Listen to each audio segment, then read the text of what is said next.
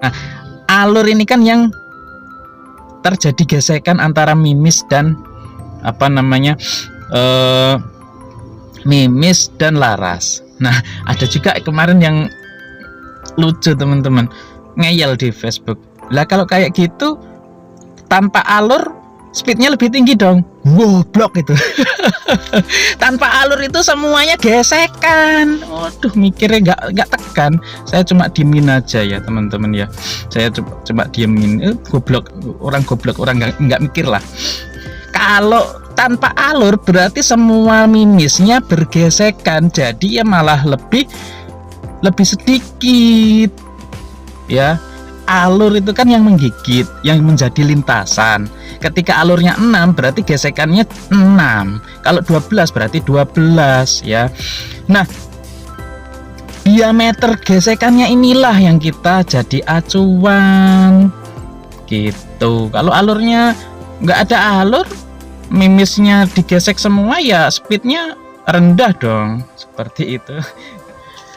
Halo Sobat Ali Bagus Channel, jumpa lagi dengan saya Ali. Kali ini saya akan membahas laras lagi ya teman-teman ya. Oke, untuk kali ini saya akan membahas yaitu tentang jumlah alur ya versus speed atau kecepatan mimis ya. Gitu. Power lah. Kalau power sih dari angin ya, dari kecepatan lah, kecepatan laju mimis seperti. Oke, simak terus ya. Selamat datang di Ali Bagus Channel. Jangan lupa di subscribe ya. Oke. Banyak yang beranggapan bahwa alur yang lebih sedikit itu laju mimisnya lebih kencang ya, bisa membuat speed yang lebih tinggi ya. Misalkan begini, alur 6 versus alur 12 ya, itu speednya ya itu lebih tinggi alur 6 seperti itu. Jadi pernyataan ini ada benarnya, tapi tidak 100%.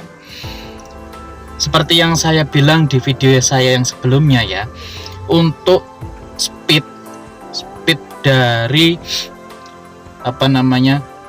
mimis itu yang menentukan adalah kepresisian laras ya, kepresisian laras dan gigitan larasnya teman-teman ya. Jadi semakin larasnya itu menggigit mimis semakin dalam, itu speednya akan semakin berkurang ya.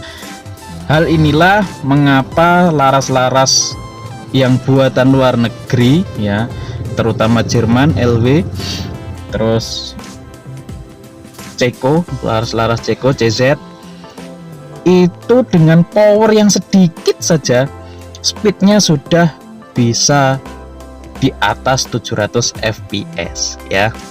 Saya udah nggak heran karena teman-teman ya, laras LW itu, laras LW, saya ngomongin laras LW karena saya udah berapa kali pakai ya, nggak cuma sekali ya. Itu ketika kita sodok kita nggak perlu banyak tenaga untuk mengeluarkan mimis, beda dengan laras-laras yang lain. Bahkan laras kelas Diana ya, Diana, terus laras-laras yang lain lah, HW mirip. Nah, yang paling sedikit mengeluarkan tenaga kita nyedok mimis ya, itu kan kita ngeluarin tenaga. Kalau LW itu aduh minim banget tenaganya.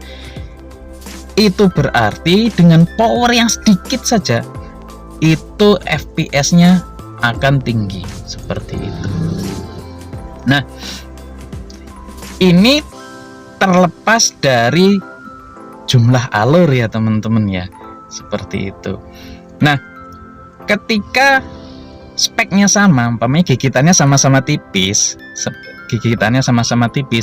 ya otomatis yang gesekannya lebih sedikit itulah yang mendapatkan FPS tinggi ya.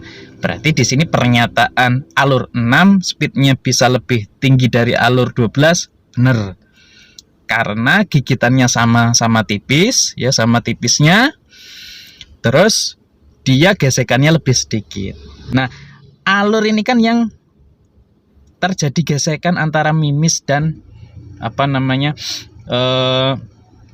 mimis dan laras. Nah, ada juga kemarin yang lucu teman-teman, ngeyel di Facebook.